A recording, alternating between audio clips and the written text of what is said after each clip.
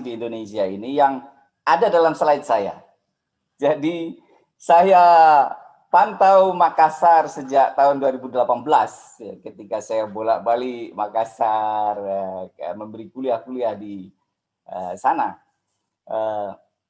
Sangat menarik perkembangan para diplomasi di Kota Makassar dan Sulawesi Selatan pada umumnya. Itu cukup spesial karena di Indonesia ini ada bintangnya. Bintangnya itu ada Jawa Barat, Bandung, Sulawesi Selatan, Makassar itu termasuk kota yang ready dan outward looking, ya, berpandangan keluar. Jadi tidak seperti katak dalam tempurung begitu, tetapi outward looking.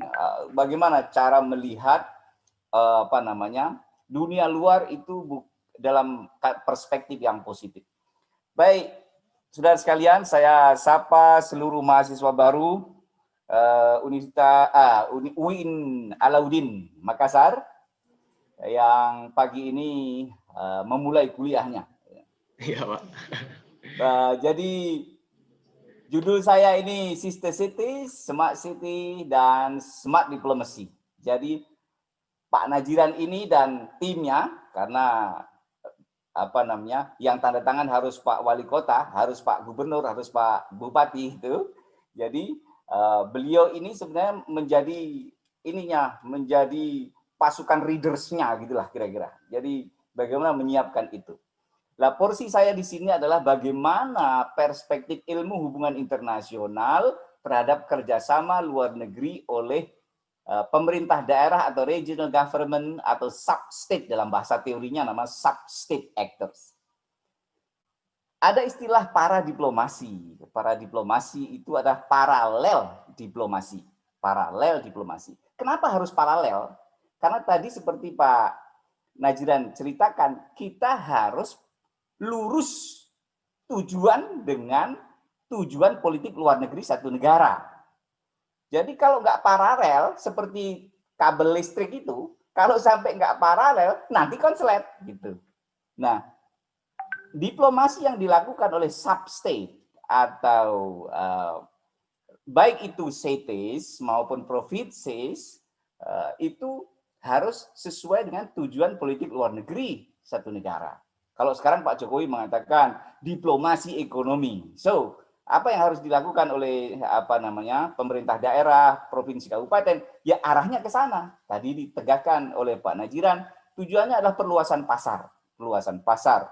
Bagaimana ekspor itu diselenggarakan dengan baik dan pelayanan publik.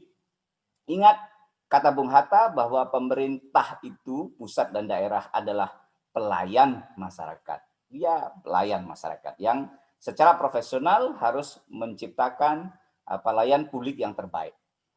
Baik, saudara-saudara sekalian, mahasiswa baru dan juga mungkin mahasiswa senior dan para dosen muda semuanya. Gitu. Ini buku saya terbaru tentang politik para diplomasi. Kenapa?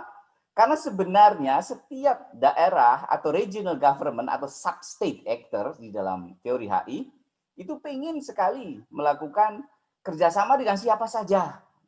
Kenapa? Karena potensi itu kadang ada di government, kadang ada di non-government. Bahkan kadang ada di individual. Bisa government itu bisa di pemerintah lokal negara bagian negara asing, atau bisa di pemerintah pusat negara asing. Nah ini liar sekali. Maka harus ada pengaturannya. Pengaturannya itu ada yang namanya undang-undang atau legal regulation-nya itu. Jadi bagaimana itu secara legal diatur. Nah, buku saya yang terbaru ini bercerita tentang bagaimana kerjasama luar negeri pemerintah daerah atau para diplomasi itu diatur di Indonesia. Ya, dalam kacamata ilmu HI. Ya. Saya tidak canggung berbicara masalah ini karena saya beberapa kali menjadi ketua komisi untuk kerjasama luar negeri Yogyakarta dengan Gyeongsangbuk-do, Cheongnam-do maupun dengan Kyoto Prefecture dan beberapa tempat. Di buku saya yang terbaru juga saya lengkapi dengan aturan terbaru tadi yang hati-hati sekali Pak Najiran pesan jangan sampai nggak dibaca itu aturan. Ya, karena itu adalah teknis dari perencanaan. Semuanya ada. Ya. Dan kepada seluruh mahasiswa UIN buku ini saya hadiahkan free of charge. Anda bisa akses langsung. Ya, nanti di slide saya terakhir saya berikan ini free of charge untuk Anda. Gitu. Anda Terima bisa kasih akses banyak, Pak. Oke, jadi itu yang pertama. Sekarang mari kita masuk. Apa itu understanding para diplomasi? Apa itu? Ya, saya mengambil pendapat dari Payanotis Soldatos yang tadi bercerita tentang paralel diplomasi. Seperti yang saya ceritakan, bahwa para diplomasi adalah kapasitas policy, kapasitas sebuah substate, baik itu provinsi atau kabupaten atau kota yang ingin bekerja sama dengan pihak asing di luar negeri, baik itu government to government maupun itu government dengan non-government. Nah, bagi orang HI harus mulai mengenal, oh aktor luar negeri itu ada government, ada non-government. Ada mahasiswa baru harus mulai nyatat-nyatat gitu. Government, non-government. Makanya nanti organisasi internasional juga ada IGO, International Governmental Organization, tapi ada juga yang INGO, International Non-Government Organization. Jadi itu adalah actors di dalam international relation. Nah, para diplomasi itu wilayahnya adalah wilayah negara bagian atau substate dan harus paralel. Sekali lagi harus tegaskan. Tadi bahasanya Pak Najiran adalah kuasa mutlak politik luar negeri. Itu ada di pemerintah pusat. Seluruh negara seperti itu. Lah kalau ada perbedaan memang pelaksanaan kerjasama luar negeri di negara federal dengan negara unitary state seperti negara kita ini. Jadi sebagai mahasiswa baru Anda juga harus mengingat ada federal state, ada unitary state, ada negara kesatuan, ada negara federal. Di negara federal memang lebih bebas, seperti di Uni Eropa atau Amerika itu pelaksanaan kerjasamanya bebas secara detailnya juga bebas. Jadi kerjasama antara Yogyakarta dengan California itu yang tanda tangan di sini gubernur atas full power mandat Menteri Luar Negeri atau Presiden, tapi kita execute-nya biasanya Menteri Luar Negeri. Itu di sananya siapa yang tanda tangan? Di sana yang tanda tangan adalah ketua parlemen gitu. Jadi untuk negara federal memang dibiarkan begitu saja, lebih leluasa. Tapi di negara kita diatur dan itu nanti secara politik saya sampaikan. Bagaimana pengaturannya? Yang tadi detail disampaikan Pak Najiran. Kalau suatu substate atau negara bagian atau provinsi atau kota melaksanakan kerjasama luar negeri atau para diplomasi, tapi tidak sesuai dengan tujuan dari pemerintah pusat, namanya bukan para diplomasi lagi, tapi proto-diplomasi. Proto-diplomasi. Kenapa proto? Kata No Cornago, proto-diplomasi itu bisa dicurigai adalah embrio dia ingin memperoleh self-recognition atau self-determination bagi daerahnya. Jadi kalau di daerah yang separatis itu memang harus diwaspadai. Pemerintah pusat harus taruh mata telinga yang lebih tajam untuk para diplomasi yang dilakukan oleh misalnya Papua. Itu. Saya ngomong begini, saya sebagai ilmuwan Papua misalnya. Kenapa? Karena bayangkan yang mendukung kemerdekaan Papua sekarang adalah 6 negara Pasifik ditambah 79 asosiasi Asia Pasifik dan Afrika. 79, itu 2 bulan yang lalu. Deklarasi perang sudah disampaikan pada tanggal 31 Januari 2019. Artinya dia secara hukum internasional posisinya adalah sebagai belligerent, sebagai menggunakan asas self-determination for indigenous people. Itu ada hukumnya di dalam PBB, resolusi PBB. Jadi harus hati-hati pemerintah pusat dalam hal ini karena bermainnya itu bisa sangat lembut, tapi juga bisa sampai kasar dalam arti war gitu. Nah, jadi ada para diplomasi, tapi kalau tidak sesuai dengan politik luar negeri satu negara, namanya menjadi proto-diplomasi. Nah, di mana tuh para diplomasi itu? Nah, ini kenapa studi tentang para diplomasi itu lambat sekali di Indonesia ini, ya. itu buku saya 2 tahun 2013 dan yang terbaru sekarang ini itu mungkin dua-dua buku yang ada di Indonesia pertama kali. Jadi kalau Anda search para diplomasi Indonesia itu yang muncul tuh nama-nama buku dan tulisan saya. Kenapa? Karena bagi orang pemerintahan yang itu domestic affairs, biasanya menganggap itu itu urusan gue itu, ada domestikisasi urusan ini gitu. Tapi ada juga yang menganggap bahwa itu nggak penting. Kenapa? Itu urusannya orang luar negeri gitu. Urusan orang luar negeri. Jadi ini juga banyak juga yang sikap begitu gitu. Bagi orang politik, orang di Kementerian Luar Negeri, dia mengatakan semua urusan luar negeri urusan saya. Nah, gitu. Sehingga semua yang ngatur saya. Sampai karena over kepemilikan kewenangan, masuk ke kewenangan dalam negeri. Ini bikin tersinggung pemerintah daerah atau kementerian dalam negeri. Maka tahun 2015 itu saya diundang di Komisi 1 DPD RI sana. Di sana ada utusan-utusan dari kementerian, dirjen dan sebagainya. Saya katakan ini harus ada PP. PP apa? PP tentang pengaturan kerjasama luar negeri. Karena kalau tidak disatukan itu, waktu itu ada Kemendagri atau Permendagri tentang pedoman panduan kerjasama luar negeri nomor tahun 2006.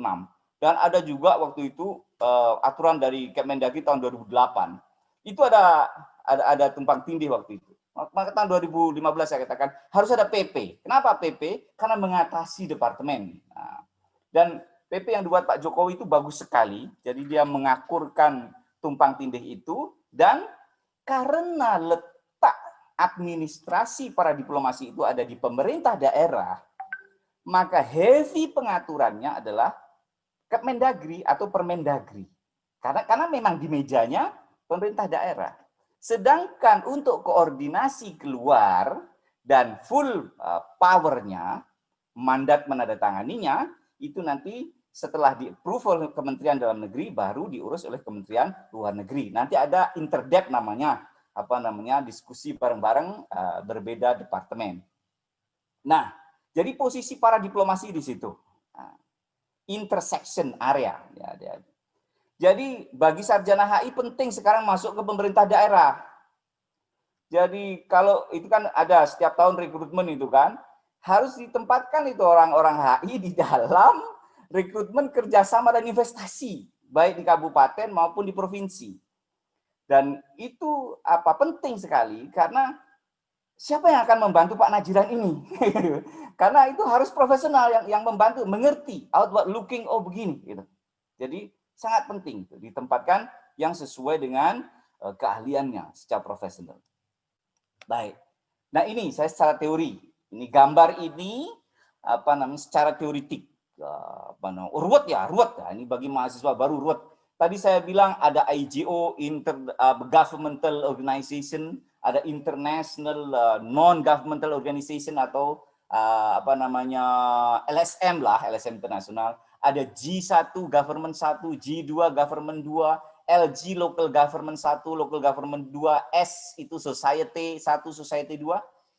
Letaknya LG, para diplomasi itu ada di LG 1 melawan LG yang lain, atau melawan atau berhubungan, berhubungan dengan actors lain di luar negeri. Apakah itu government atau itu non-government. Nah, nanti tadi di Indonesia ada asas dalam melaksanakan kerjasama luar negeri pemerintah daerah. Apa? Asas kesetaraan. Kesetaraan. Jadi apa? Kalau kota ya dengan kota, atau kabupaten kota dengan kabupaten kota. Nggak boleh kabupaten kota tanda tangan dengan state atau provinsi atau bahkan pemerintah pusat. Misalnya Makassar tanda tangan dengan Singapura misalnya. Pasti bukan Perdana Menteri Singapura yang tanda tangan. Tapi adalah mungkin CEO suatu perusahaan, mungkin CEO selevel yang kewenangannya selevel dengan kota atau CT. Jadi itu memang undang-undang kita mengatakan asas kesetaraan. Di samping ada asas 4 aman tadi gitu. Jadi saudara-saudara sekalian, jadi mahasiswa baru, jadi aktor internasional, Anda sekarang mulai mengenal aktor internasional. Nanti ada pengantar hubungan internasional Anda dikasih semester 1 itu ya Mas ya, Mas Farid ya. Jadi nanti dikenali itu nanti. Gambar ini mewakili apa yang nanti dijelaskan oleh dosen Anda. Ini saya gambar baik-baik ini. Bertahun-tahun saya menggambar ini dengan siap segala Pak, siap. ya, jadi kemarin tanggal 1 September ini saya paparkan di Komisi 1 MPR RI. Jadi kemarin saya tulisan saya insya Allah di awal bulan Oktober muncul sebagai bahan kajian Setjen MPR RI Komisi 1 karena mau ada revisi beberapa undang-undang yang harus diinisiasi, tapi MPR kan wilayahnya undang-undang dasar, sehingga apa ini yang bisa kita lakukan bersama. Ya, ini kemarin juga saya paparkan di sana tentang ini loh jaringan root ini, bagaimana kita mengatur bersama-sama. Ini cara gampang menghafalkan aktor internasional. Nanti kalau Anda belajar di pengantar ilmu HI, di gambar rumah yang agak rumah kapal ini ya. Kemudian apa scope dari operation on para diplomasi itu? Apa wilayahnya? Tapi ini teoritik. Setiap negara berbeda karena setiap negara itu punya size of authority yang berbeda-beda yang diberikan kepada pemerintah daerah.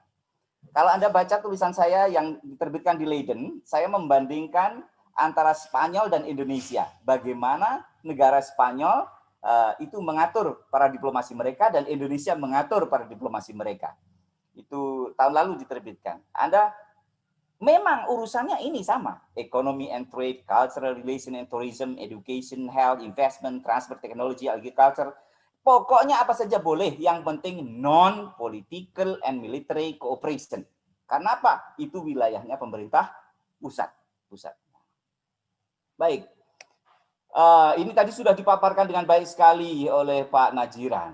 Beliau memang expertnya di bidang itu, dan saya hanya menegaskan orang HI atau hubungan internasional itu kalau ingin memahami politik luar negeri dan diplomasi Indonesia, jangan pernah sekali-kali melupakan membaca undang-undang yang terkait dengan itu. Contoh, kita akan menganalisis politik luar negeri Indonesia, belum membaca undang-undang. Itu tidak bisa. Undang-undang tidak hanya undang-undang dasar. Ini ada fotonya Pak Najiran di sini. Jadi ini ketika Pak Najiran mulai merapikan dokumen-dokumen kerjasama itu di Makassar. Ya. Jadi undang-undang itu penting. Kenapa? Karena berpijaknya diplomasi satu negara ke luar negeri itu pijakannya adalah hukum nasionalnya dan hukum internasional. Nah, kita lagi bicara soal nasional nih. Gitu. Jadi pemerintah daerah melaksanakan hubungan luar negeri. Oh iya, tapi apa yang mengatur? Nah, tadi sudah dijelaskan oleh Pak Najiran. Aturan-aturan inilah yang nanti akan melahirkan apa yang disebut atau saya sebut sebagai politik para diplomasi. Ya, istilah itu saya pakai karena politik para diplomasi itu harus dipahami oleh pelaku di daerah maupun oleh para penstudi di hubungan internasional. Apa politik para diplomasi yang saya maksud? Saya analogikan dengan politik hukum atau legal policy yang disampaikan oleh Profesor Mahfud MD. Saya definisikan bahwa politik para diplomasi adalah garis kebijakan resmi pemerintah dalam bidang para diplomasi atau kerjasama luar negeri yang akan dilaksanakan dalam bentuk pembuatan aturan maupun praktik para diplomasi yang berlaku untuk mencapai tujuan negara. Ya, jadi tadi best practice tadi sangat bagus untuk menjelaskan apa itu politik para diplomasi. Tadi dengan Gold Coast tadi bagus sekali. Kenapa? Hanya kurang 1 tahun, sekian tahap, belasan tahap harus telah diselesaikan. Itu adalah bisa bintang 5 itu. Kenapa? Itu sesuai dengan politik para diplomasi. Jadi ada kepatuhan terhadap politik para diplomasi. Nah, jadi kemudian, ini tadi Pak, beberapa hal yang harus dipahami, tapi ini secara garis besar, ya. Detailnya nanti di sana. Ini PP nomor 28 2018, Permenlu nomor 3 tahun 2019 dan Permendagri 25/2020 ini yang terbaru. Ada dalam buku saya, Anda bisa baca. Yang paling utama yang harus kita pahami adalah yang pertama, pelaksanaan kerjasama luar negeri harus dengan negara yang memiliki hubungan diplomatik dengan Indonesia. Nah, gimana nih kita kerjasama sama Israel? Oh, nggak boleh. Ya, pemerintah daerah di Israel nggak boleh, nggak boleh. Gimana kalau kita kerjasama dengan sebuah state atau sub-state di Taiwan? Oh, nggak boleh, nggak boleh. Nah, jadi kita kerjasama dengan Taiwan banyak di bidang pendidikan, tetapi semuanya ingat, ada mahasiswa baru harus ingat, posisi kita kepada Taiwan adalah dalam payung One China Policy. One China Policy. Politik satu Cina. Ingat gitu. Jadi kalau mau ke Taiwan, kulon nuwunnya, orang Jawanya, permisinya adalah Beijing. Jangan ujuk-ujuk ke sana. Oh, nggak bisa. Gitu. Yang kedua, yang dijadikan hal yang mau dikerjasamakan adalah urusan pemerintah daerah. Nah, jangan urusannya pusat gitu. Kerjasama militer misalnya, oh ya nggak perlu lah, itu pusat. Pemerintah daerah di luar negeri dan lembaga di luar negeri tidak mencampuri urusan, tadi sudah dijelaskan semua oleh Pak Najiran. Kemudian sesuai rencana kebijakan pembangunan nasional, kesetaraan. Nah ini ingat, kesetaraan status pemerintah daerah. Di sana juga harus dengan pemerintah daerah atau dengan perusahaan, malah bisa itu. Tidak boleh mendirikan perwakilan atau kantor di luar negeri. Jadi dulu nih ceritanya. Jawa Timur tuh punya kantor perwakilan di Australia Barat sana itu dulu, tapi terus dibubarkan. Nggak boleh, gitu. nggak boleh, jangan begitu. Gitu. Kemudian pemerintah daerah tidak membuka kantor, tadi sudah. Kemudian memenuhi 4 aspek tadi sudah dijelaskan. Dan yang harus dalam rangka NKRI, maka wajib kerjasama pemerintah daerah, bupati, wali kota, gubernur, boleh tanda tangan kalau memegang surat mandat. Bahasa hukumnya adalah full power letter. Itu sebenarnya dari presiden, tetapi yang tanda tangan execute-nya adalah Menteri Luar Negeri. Bagi mahasiswa HI, Anda harus paham, yang boleh menandatangani perjanjian internasional itu hanya ada 2 makhluk di dunia ini dalam satu negara. 1 presiden, 2 menteri luar negeri. Bagaimana kalau selain 2 orang itu butuh full power? Jadi misalnya wakil menteri luar negeri butuh full power. Menteri pertanian, sama-sama menteri kan boleh, oh enggak bisa, itu ada diatur di konvensi Wina, ya ada protokolnya itu. Lah kalau gubernur wali kota mau tanda tangan kerjasama luar negeri, maka butuh mandat yang berkuasa. Siapa? Ya itu presiden atau menteri luar negeri. Baik, ini beberapa picture tentang praktik kerjasama luar negeri. Nah, ini Gubernur Sulawesi Selatan dengan Jepang. Nah, ini beliau kan dari alumni Nihong, bahasa Jepang. Jadi agak akrab dengan hubungan ke sana. Ini ada Gubernur DIY dengan Karlsruhe Jerman. Jadi ini universitas kerjasama dengan DIY bikin dam di bawah tanah. Jadi dam tapi kedalamannya itu 22 meter di dalam gunung. Jadi di Gunung Kidul sana.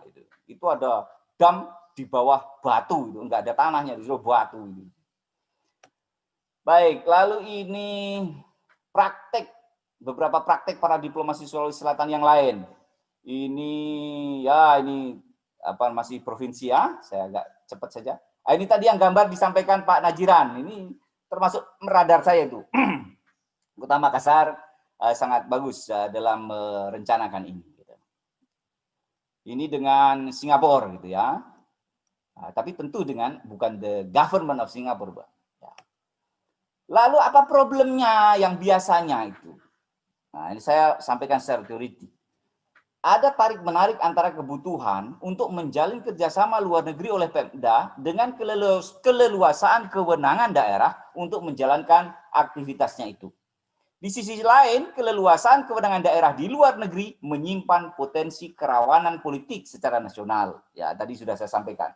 Para diplomasi yang kepleset itu bisa menjadi proto-diplomasi. Ya, jadi sangat berbahaya. Fakta lain, ada daerah yang sangat potensial. Saya anggap Sulawesi Selatan dan Makassar sangat potensial untuk menjalin kerjasama luar negeri, namun terhambat perundangan. Wah, ribet banget ini. Kalau Kalau Anda bertanya pada Pak Najiran misalnya, Pak dari 12 langkah itu gimana kalau diringkas menjadi 4 langkah? Wah setuju, saya kira loh. Saya setuju itu. Yang penting kan ini gitu ya gitu. Jadi ada kerutan-kerutan yang harus dilalui. Yang kadang-kadang ini kan jadi formalitas toh, nah, gitu. Tapi itu harus dilakukan. Nah itu dalam rangka kehati-hatian dari pemerintah pusat. Kemudian efektivitas sister city atau kerjasama luar negeri biasanya kurang produktif. Tadi yang disebut zombie tadi loh. Banyak MOU yang mati suri, mati enggak, hidup tak mau gitu. Jadi dia dokumen halal sudah akad nikah itu MOU itu. Tapi dia MOU-nya nih tidur sendiri nih di kamar almarinya sana, namanya di room treaty. Jadi semua perjanjian kerjasama internasional itu disimpan di room treaty, ruangan ruangan yang menyimpan seluruh perjanjian internasional atau menjadi sumber hukum internasional, makanya disebut room treaty. Itu ada di Kemlu. Nah, sekarang lebih mudah karena online atau virtual, jadi Anda gampang mencarinya. Jadi ini problemnya, ada kewenangan yang dibatasi, ada fakta kadang-kadang terlalu ribet, gitu. Tapi ada fakta lain bahwa kadang MOU mati suri atau zombie-zombie. Ya, itu. Baik, lalu ini penelitian yang saya lakukan tahun lalu, tapi masih saya update terus sampai sekarang. Kemarin ini saya presentasikan di government gathering yang diikuti oleh yang undangannya itu ada 200 bupati wali kota diundang ini. Kemarin ada government gathering, saya sampaikan bahwa ini hasil penelitian. Kalau Anda merasa bapak-bapak merasa kurang pas, silakan disampaikan. Hanya saya sampaikan berkecualian. Ada beberapa kota yang sangat excellent untuk urusan para diplomasi. Dan salah satu yang masuk ke hitungan saya adalah Kota Makassar dan provinsi Sulawesi Selatan. Hasil penelitian yang pertama, ada urusan perencanaan ini menjadi titik krusial. Karena kadang-kadang itu pastinya ini bukan dari Makassar atau Sulawesi Selatan. Kadang-kadang itu insting kepala daerah sama anggota dewan komisi A misalnya. Saya itu duduk di komisi A 10 tahun. Kita bikin kerjasama misalnya gitu. Baik, itu yang tadi dibilang Pak Najiran melompat tadi itu. Kalau nyawa itunya dari awal itu tidak well planned, itu besok jadi zombie. Kenapa? Ganti kepala daerah, ganti selera. Saya bukan kota itu maksud saya gitu. Ganti yang lain lah gitu. Jadi itu harus menjadi komitmen sejak awal. Pilihan potensi-potensi daerah yang prospektif untuk dikerjasamakan itu apa? Kerjasama itu bisa karena perbedaan, bisa karena kesamaan untuk saling menguatkan. Jadi soal perspektif. Kemudian pemilihan partner di luar negeri yang tidak didukung dengan kajian akademik memadai. Nah ini pentingnya ini orang-orang HI dari kampus untuk melihat bagaimana ini potensi yang cocok. Jadi untuk menghubungkan satu kota atau provinsi dengan provinsi atau institusi lain di luar negeri itu gimana pertimbangannya? Nah, ini harus ada ukuran-ukuran yang bisa terukur. Tadi disampaikan money follow function, itu problem utamanya. Jadi uang itu harus ada input, ada output, ada outcome-nya. Kalau dulu hanya input sama output. Kalau sudah terselenggara kegiatan selesai, itu namanya output. Sekarang nggak cukup, ada outcome-nya. Terus setelah selesai, terus gimana? Kegiatan, misalnya nih, ada uang 1 miliar. Dilaksanakan kerjasama luar negeri dengan kota X di luar negeri. Terjadi MOU, titik, jedok. Itu namanya input, output. Gampang itu. Gitu. Tapi setelah itu harus ada outcome. Hasilnya apa? Nah itu yang penting. Kemudian menurut hitung-hitungan kami, jadi saya bersama teman-teman itu, ada tuh 50-70% MOU itu mati suri. Atau tidak produktif. Tidak produktif. Ya. Saya bisa menghitung dengan baik karena ini ada dokumennya. Gitu. Kemudian yang kedua, kerjasama yang produktif hampir selalu dengan pemerintah asing yang kaya, ini, atau dengan swasta asing atau foundation asing. Jadi jangan tersinggung ini. Wah ini gimana? Ini harus yang tajir. Gimana kalau sesama kota yang maaf miskin sama miskin. Gimana mau ekspansi pasar? Saya mau menjual sesuatu. Di sana daya beli rendah. Ya, itu namanya seremonial diplomasi saja. Setelah itu selesai. It's not smart. Jadi harus, ini faktanya bahwa kerjasama dengan pihak luar negeri yang kaya itu lebih produktif. Contoh nih, Gyeongsangbuk-do itu provinsinya. Ya Anda bisa BCI Pak Gubernur untuk datang ke Gyeongsangbuk-do kalau belum. Mereka itu ada dana nganggur itu 11 triliun. Bingung dia, apa ya gitu. 11 triliun. Biasanya Gubernur Gyeongsangbuk-do itu biasanya menjadi Perdana Menteri. Itu udah langganan. Kalau enggak ya Menteri Koordinator Investasi. Itu udah langganan gitu. Jadi kuat sekali. Dan mereka membuka akademi untuk seluruh dunia. Bahkan dalam gerakan Saya Mau Undong itu, pegawai negeri, misalnya dari Kota Makassar, Sulawesi Selatan, itu dikursus di sana. Nah, itu di University Kyung-un University. Nah, kunjungi itu. Gyeongsangbuk-do untuk upgrading pegawai-pegawai Pemda. Dikirim itu tiap orang 6 bulan, lumayan gitu. Dan biasanya multi years. Gyeongsangbuk-do, ya, nama do itu provinsi. Kemudian karena apa kok dengan kaya, institusi kaya? Karena Pemda atau pihak dalam negeri Indonesia itu lebih banyak take-nya daripada give-nya. Kita itu untuk balance belum bisa. Jadi kalau ada foundation, yang foundation itu di-backup oleh corporation, maka kita bisa menggunakan CSR-nya. Dana CSR-nya corporation asing itu yang disuntikkan dalam foundation. Nah, kita bisa ambil itu. Nah, itu dan lebih murah biayanya, nggak bertele-tele. Karena bukan government, cara ngurusnya ini. Kemudian kinerja kerjasama luar negeri sangat dipengaruhi oleh kepemimpinan daerah. Nah, ini teori umum, ini yang disampaikan oleh Keating. Jadi pimpinan daerah itu sekarang di zaman global ini itu harus, tadi saya bilang, outward looking. Outward looking itu bukan hobi pelesiran, bukan, tetapi wawasan untuk melihat di luar sana itu ada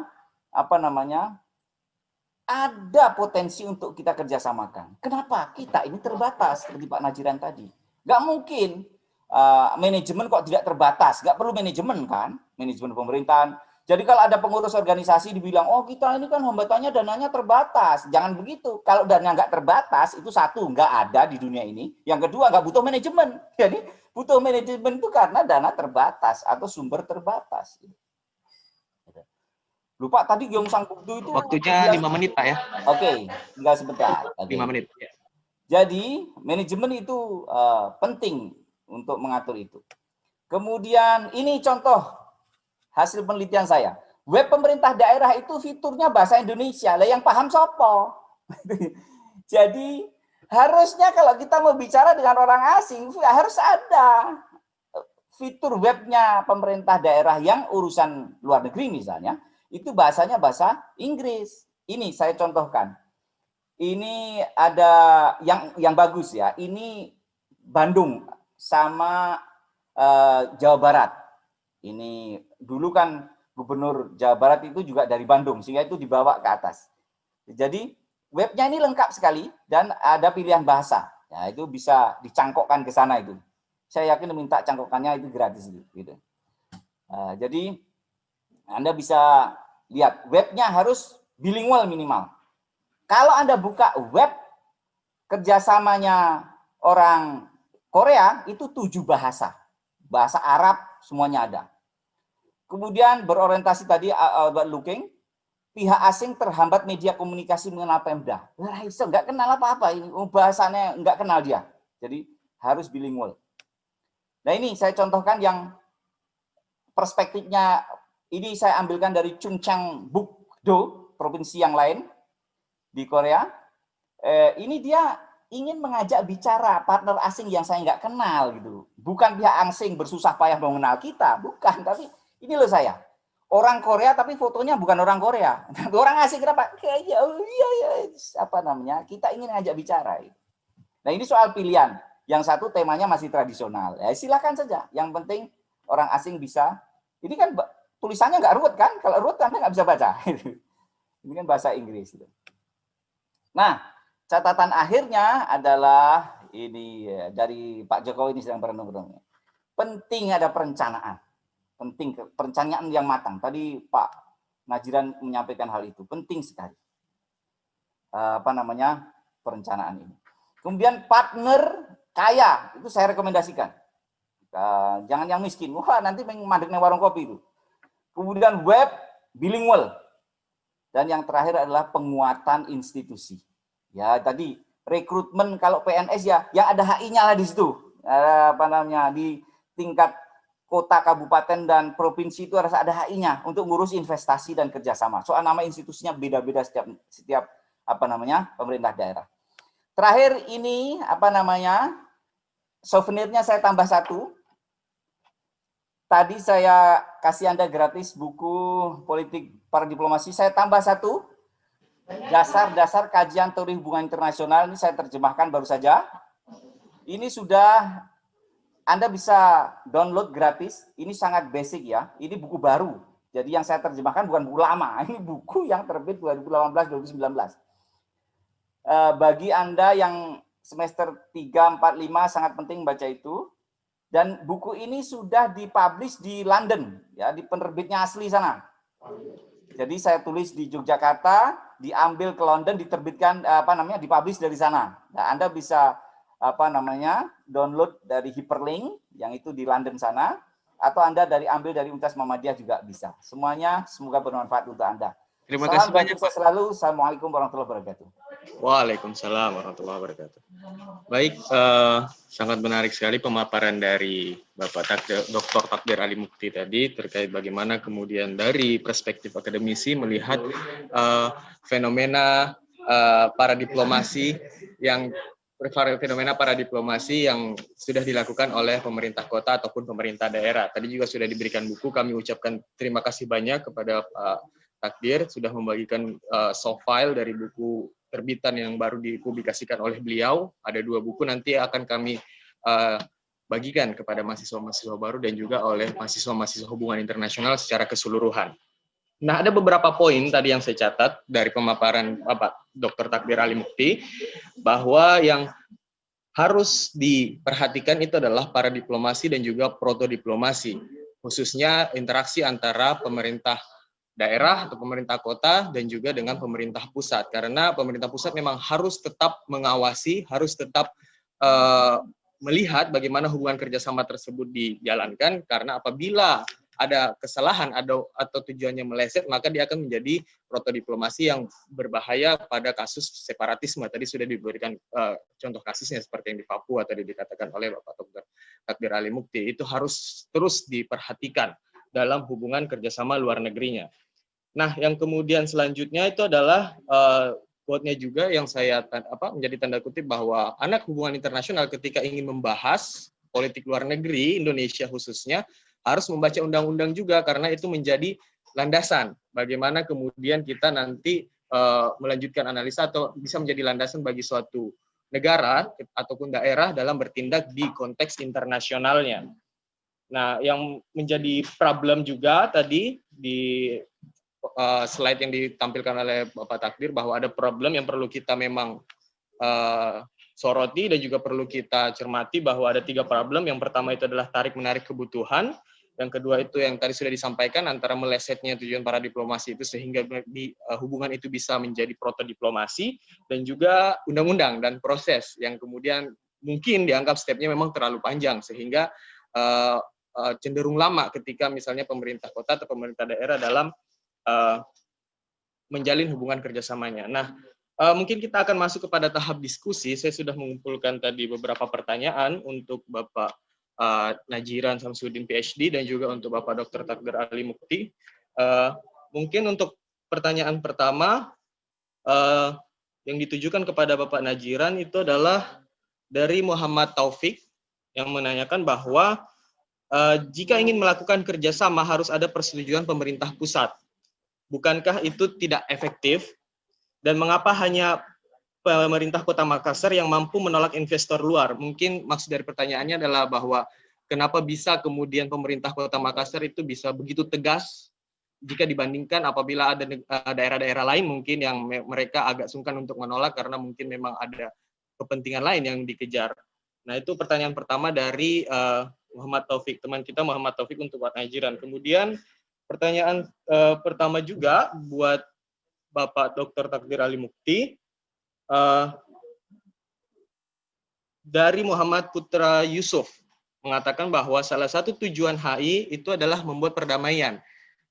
Lalu kenapa masih banyak terjadi konflik? Mungkin ini konteksnya agak keluar sedikit ya, tetapi mungkin secara perspektif akademisi dalam hubungan internasional bisa dijelaskan oleh Pak Takdir nanti. Mungkin entah itu konfliknya dalam konflik berbentuk peperangan ataupun dalam konflik yang bukan dalam bentuk peperangan seperti itu.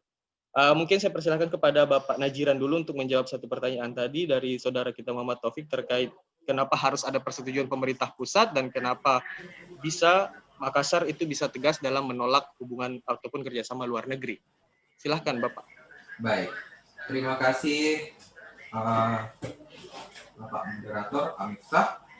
Dan pertanyaan dari Mas Taufik tentang kenapa Makassar bisa menolak investor. Pertama, seperti yang saya katakan tadi, kami bisa menyaring investor dalam artian kami bisa mengatakan say no to investor kalau satu, investor tersebut tidak bonafit. Yang kedua, investor itu tidak mau ikut aturan yang berlaku di Indonesia. Ini dua kata penting aja.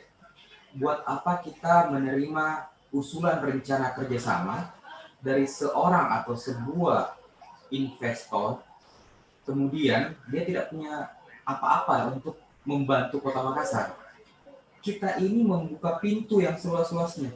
Kota Makassar ini adalah tuan rumah yang paling terbuka untuk semua kepentingan investasi. Tapi tidak semua investasi juga harus langsung serta-merta kita terima. Tentunya ini tugas kami, seperti tadi disampaikan oleh Pak Takdir, bahwa kami ini adalah istilahnya prajuritnya untuk menilai apakah investor ini bonafit enggak. Caranya kami tahu investor itu bonafit, satu yang seperti saya sampaikan tadi, kita ada perwakilan Indonesia di luar negeri. Dua, si investor itu punya perwakilan di Indonesia, perwakilan negara Indonesia. Dua jenis kelembagaan ini, itu kita bisa mintain pendapat. Investor A ini oke nggak?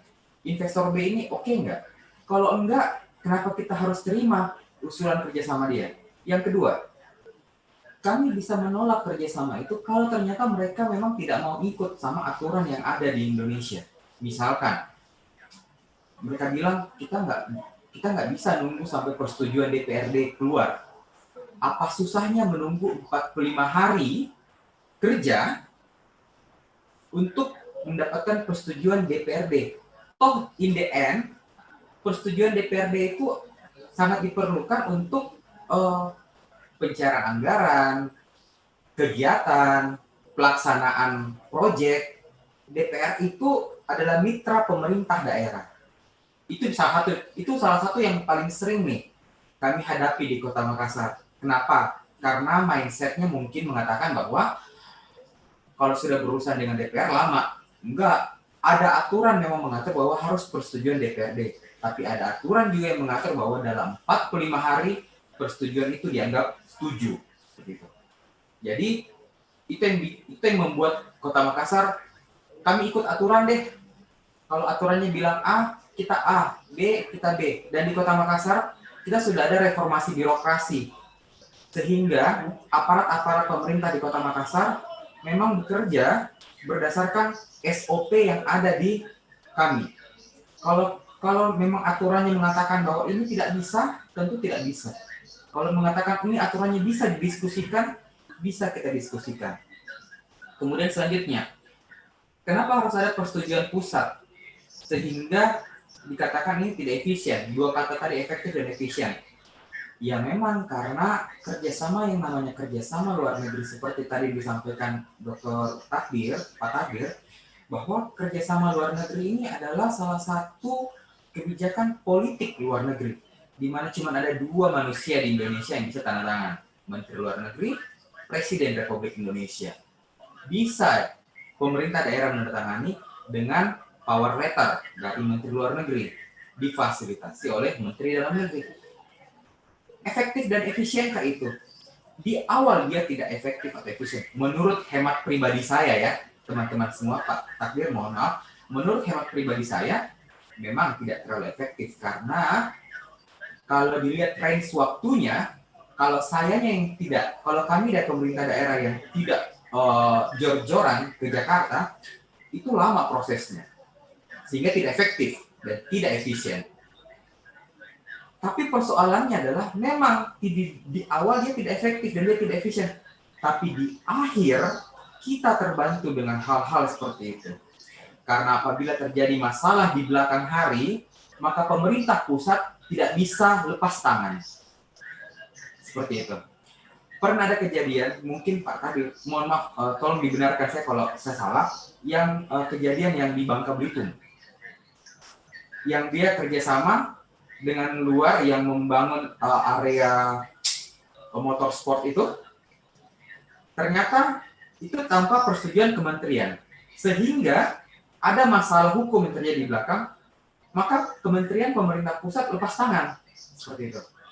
Sehingga yang saya bilang, memang saya setuju dengan pendapat Mas Taufik bahwa itu tidak efisien dan tidak efektif. Secara pribadi saya mengatakan iya. Tapi kalau kita bisa melakukan yang namanya pemerintahan itu adalah seni.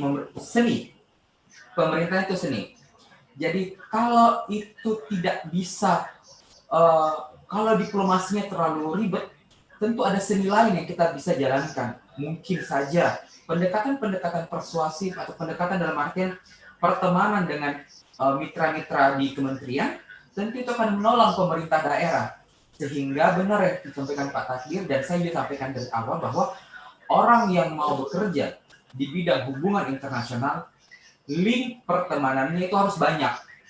Sehingga dia bisa masuk di mana saja, bisa minta tolong di mana saja. Sekedar informasi Pak Dr. Takdir, kalau saya pribadi, kalau saya mau ngurusin masalah Holocaust tadi, minta izin ke kementerian, itu bisa sampai 1 tahun lebih Pak. Bisa saja. Tapi berhubung yang ada di kementerian itu adalah rekan-rekan kuliah saya dulu di Inggris sama di Australia, saya minta tolong aja Pak, seperti itu. Nah ini yang teman-teman hubungan internasional harus lebih mengerti bahwa pemerintahan itu butuh pertemanan, pemerintahan itu butuh relasi, pemerintahan itu butuh link, sehingga apalagi hubungan internasional, hubungan domestik aja itu susah kalau kita nggak punya link, apalagi hubungan internasional. Makanya tadi saya katakan persetujuan kerjasama luar negeri memang harus dan absolut didapat dari pemerintah daerah oleh pemerintah pusat supaya alasan masalah di belakang hari tidak muncul dan supaya kalau ada masalah di kemudian hari pemerintah pusat bisa backup kita sebagai pemerintah daerah. Pemerintah daerah memang benar ada otonomi daerah, dia bisa menentukan kebijakan daerahnya. Tapi jangan lupa pemerintah daerah itu dianalogikan sebagai anak. Ada bapaknya. Anak jangan lupain bapaknya di pusat seperti itu. Jangan serta-merta kita otonomi daerah semua kita mengurus sendiri. Enggak. Sumber daya kita di daerah terbatas. Link kita ke luar negeri terbatas seperti itu. Maka gunakan. Tidak apa-apa kita awal-awal kita ribet aja dulu, ribet di awal, yang penting mulus di belakang seperti itu. Mungkin untuk pertanyaan Pak Taufik itu sementara. Terima kasih pemaparannya Pak Najiran. Tadi sudah dijawab oleh Pak Najiran terkait pertanyaan dari Saudara Muhammad Taufik bahwa bagaimana kenapa harus ada pemerintah pusat, karena sudah disampaikan oleh Pak Najiran bahwa memang itu dibutuhkan oleh pemerintah daerah, dan di mana memang tetap pemerintah pusat harus melakukan pengawasan pada setiap hubungan kerjasama yang dilakukan oleh pemerintah daerahnya. dan juga sudah dipaparkan tadi beberapa step by step yang kemudian bagaimana persetujuan DPR, persetujuan Kementerian Dalam Negeri, Luar Negeri, kemudian pemerintah pusat berlakunya seperti apa, yang kemudian baru bisa melakukan ataupun menjalani hubungan kerjasama antar pemerintah daerah. Kemudian pertanyaan selanjutnya kami silahkan kepada Bapak Dr. Takdir untuk menjawab terkait pertanyaan salah satu tujuan HI itu membuat perdamaian, tapi kenapa masih banyak konflik yang terjadi di dunia internasional? Silahkan Pak.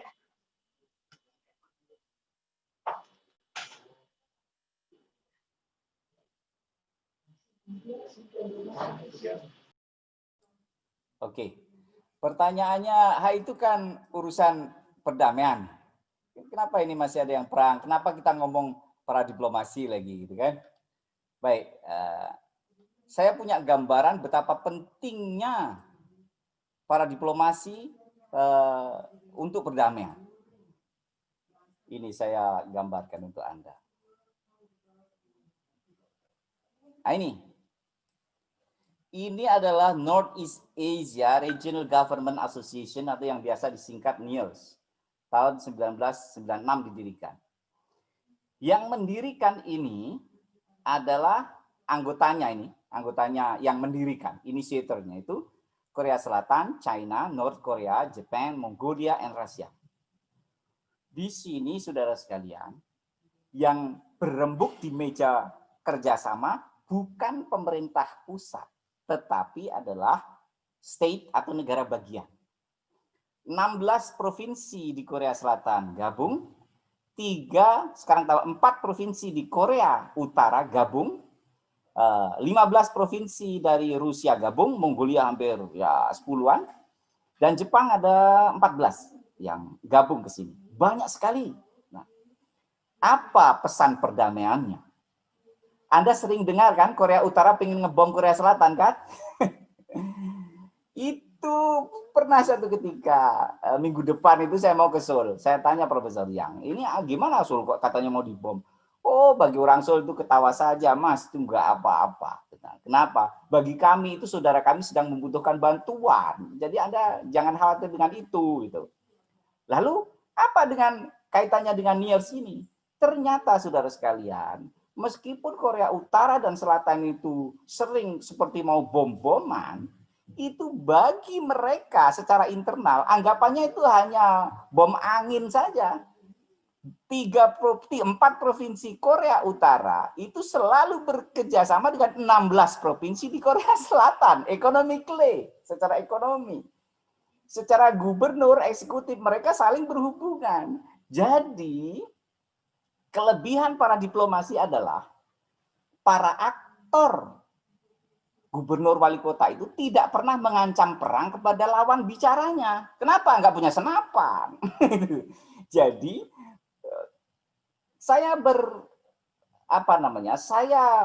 berasumsi kuat bahwa jika pemerintah pusat itu dibiarkan hanya menjalin hubungan state to state atau G to G, itu kemungkinan perang ada. Tetapi kalau pemerintah regional government saling dipertemukan dua negara itu, maka mereka tidak akan pernah bicara perang. Nah, kenapa saya bilang begitu?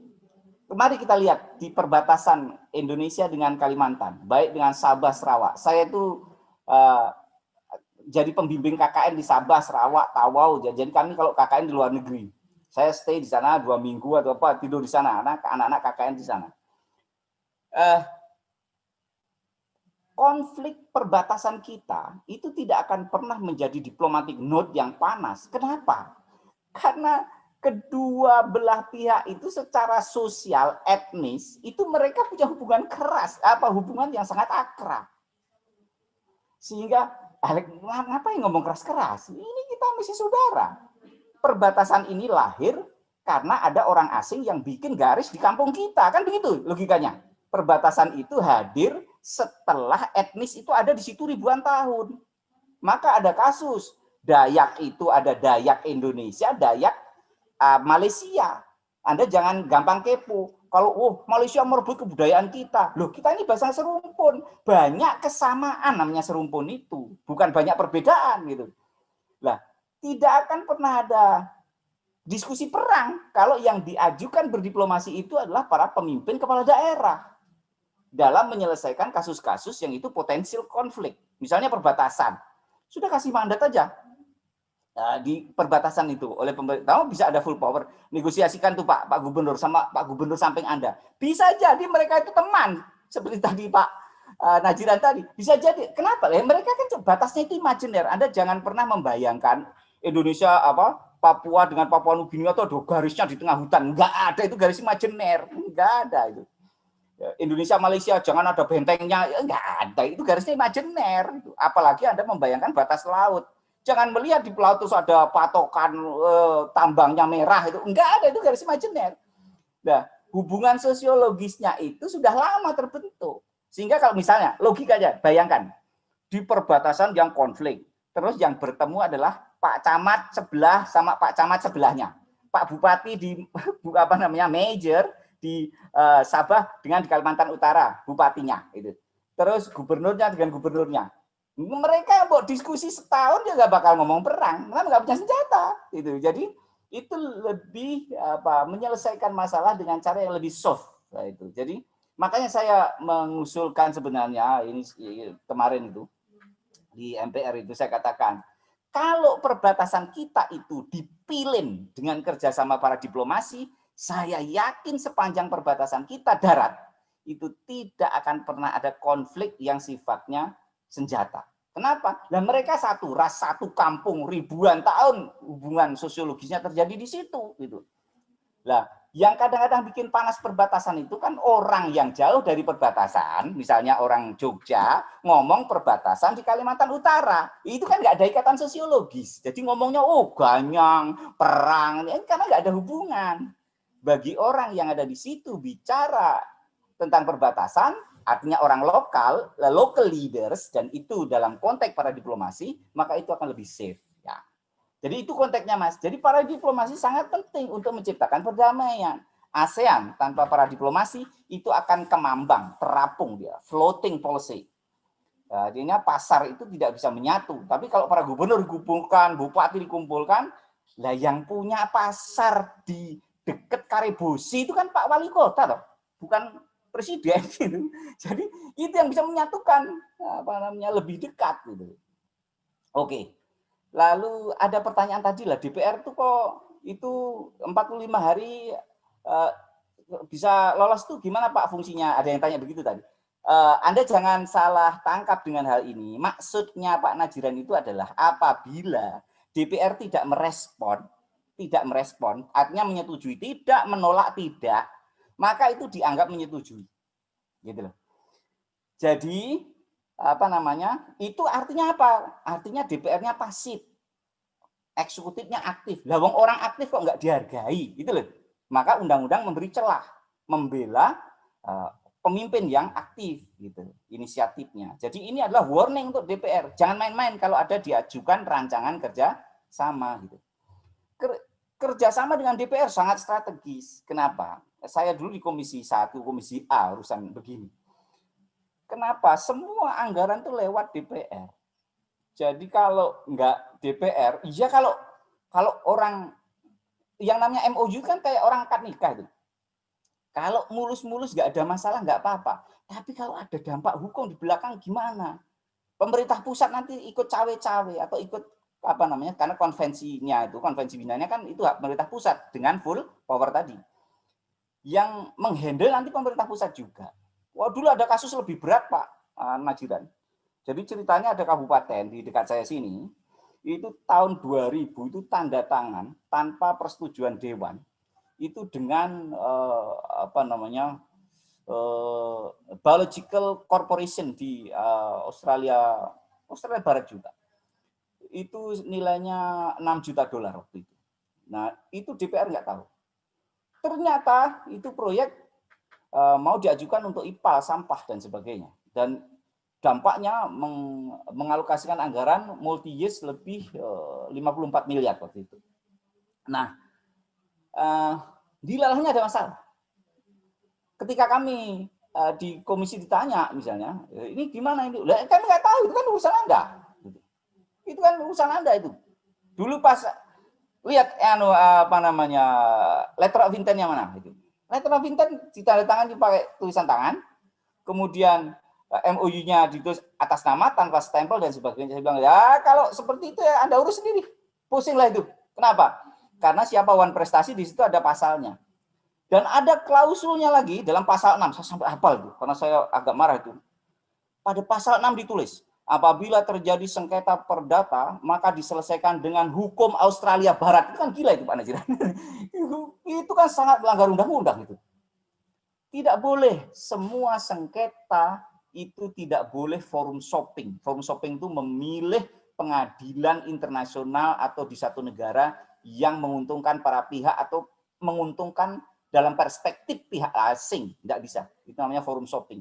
Nah, harus diselesaikan dengan hukum Indonesia. Itu sekarang ditegaskan itu dalam undang-undang. Jadi harus masuk, kalau ada sengketa, itu masuk dalam hukum Indonesia. Kalau dulu kan dibuka, hukum yang disepakati gitu. Nah, itu nggak bisa sekarang.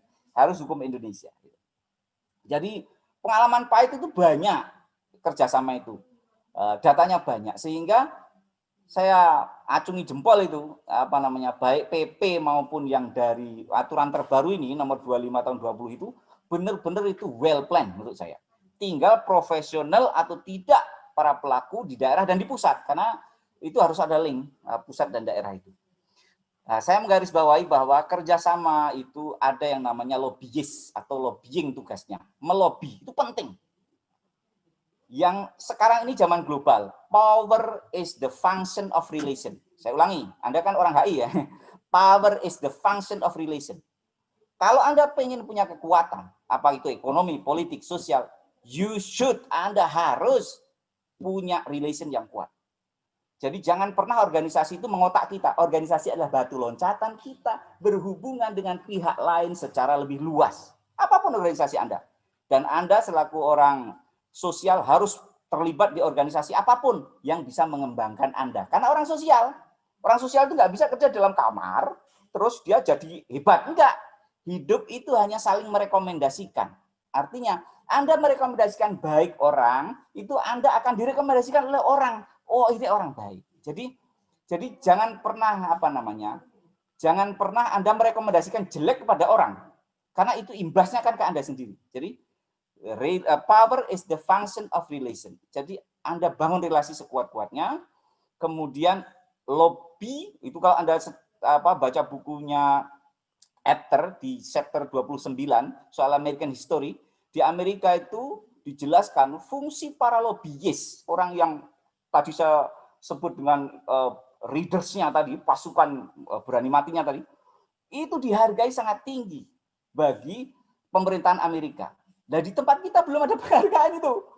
Orang-orang seperti Pak Najiran ini mestinya itu ada alokasinya. Ada alokasi karena kerjanya itu tidak hanya kerja kantor beliau itu.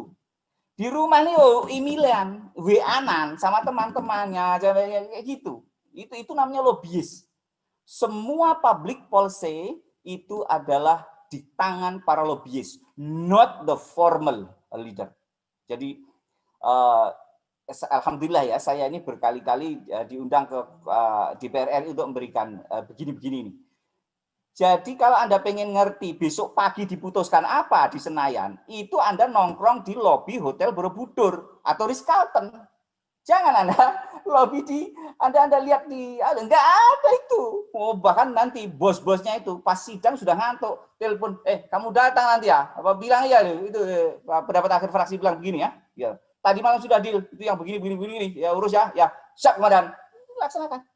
Jadi Anda yang bekerja malam hari itu macam kalong politisi itu kadang-kadang. Kerjanya malam hari, siang hari itu ya pasukan-pasukan yang kasat mata lah itu, untuk voting dan sebagainya lah itu. Jadi kalau yang nggak perlu voting, tinggal telepon saya. Gitu. Jadi punya pasukan yang bagus itu penting sekali dalam mengatur organisasi sosial ini. Oleh karena itu yang bisa saya sampaikan, moga-moga ada manfaatnya. Terima kasih Mas Farid.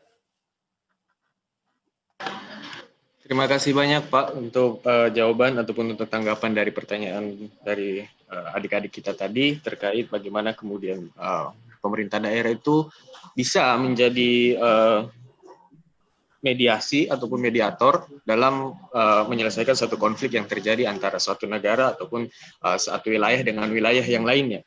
Nah, mungkin satu pertanyaan terakhir untuk Bapak Najiran dan juga untuk Bapak Takdir Ali Mukti. Untuk Bapak